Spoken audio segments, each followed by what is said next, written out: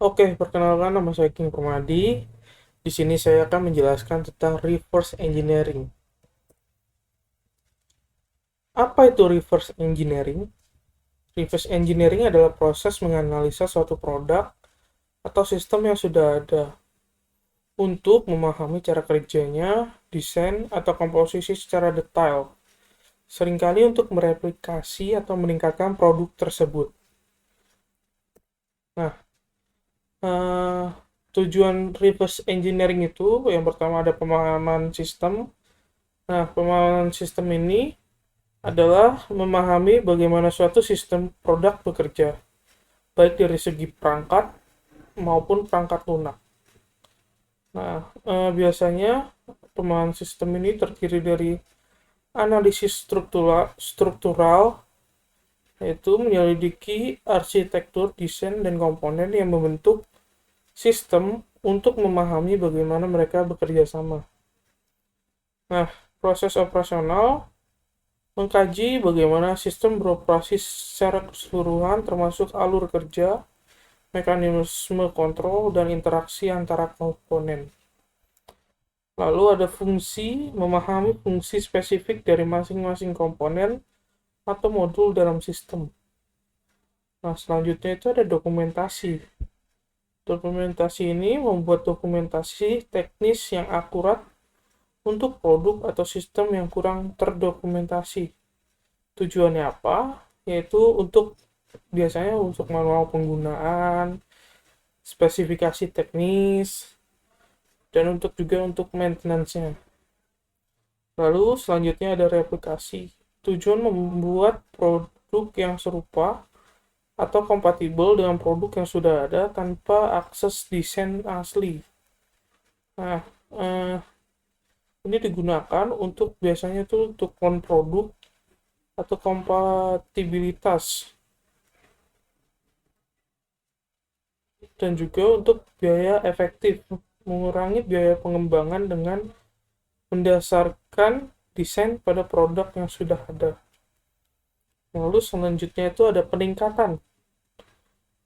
Nah, peningkatan di sini menemukan kelemahan atau keterbatasan dalam produk yang ada untuk meningkatkan desain dan fungsionalitas. Biasanya ini digunakan untuk identifikasi masalah, optimalisasi, lalu untuk penambahan fitur-fitur yang lebih advance. Lalu selanjutnya itu ada interoperabilitas. Nah, untuk memastikan produk baru dapat berfungsi dengan produk yang sudah ada. Biasanya itu untuk standar komunikasi, integrasi, maupun kompatibilitas data. Lalu selanjutnya itu ada keamanan. Nah, keamanan di sini itu untuk mengidentifikasi dan memitigasi kelemahan keamanan dalam perangkat keras atau perangkat lunak. Biasanya itu untuk analisis kerentanan, penambahan keamanan, pengujian keamanan. Nah, selanjutnya ada proses reverse engineering. Nah, biasanya engineering itu yang pertama ada pengumpulan informasi. Nah, pengumpulan informasi terdiri atas observasi dan pengujian untuk melakukan pengamatan awal dan pengujian untuk memahami fungsi dasar dari yang ingin kita reverse.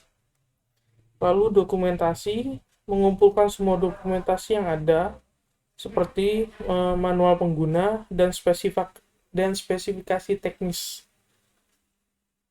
Lalu selanjutnya ada pembongkaran. Pembongkaran di sini terdiri dari pembongkaran perangkat keras maupun perangkat lunak. Lalu ada analisis.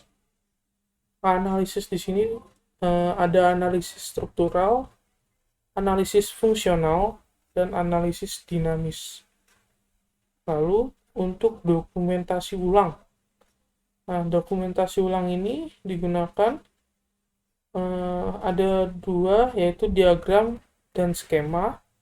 Lalu untuk spesifikasi teknis.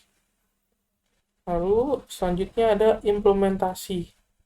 Nah, biasanya ada dua, yaitu untuk replikasi atau modifikasi, dan juga untuk pengujian. Lalu selanjutnya ada alat dan teknik dalam reverse engineering.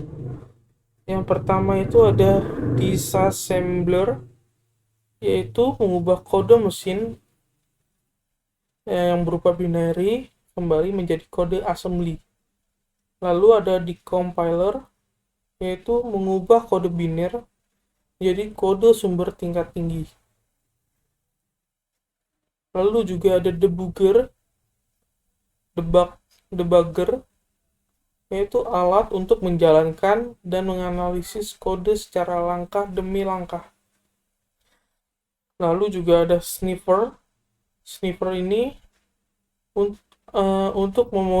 alat untuk memonitor dan menganalisis komunikasi data antar sistem. Dan selanjutnya ini ada X-ray dan CT scan. Digunakan untuk melihat komponen internal perangkat keras tanpa membongkarnya secara fisik. Lalu selanjutnya ada aspek-aspek yang perlu diperhatikan ketika reverse engineering. Nah, aspek legalitas ini biasanya yang pertama itu tujuan pendidikan dan penelitian. Biasanya dianggap legal jika dilakukan untuk tujuan pendidikan dan penelitian. Lalu ada interoperabilitas. Nah, beberapa yurisdiksi mengizinkan reverse engineering untuk memastikan interoperabilitas antara sistem atau perangkat. Lalu, yang terakhir itu ada hak kekayaan intelektual. Jika dilakukan untuk menyalin atau mencuri hak kekayaan intelektual, reverse engineering dapat dianggap ilegal dan melanggar hak cipta, paten, atau rahasia dagang. Jadi, itu yang bisa saya jelaskan sebagai referensi dalam reverse engineering. Kurang lebihnya mohon maaf, dan sampai bertemu di video selanjutnya.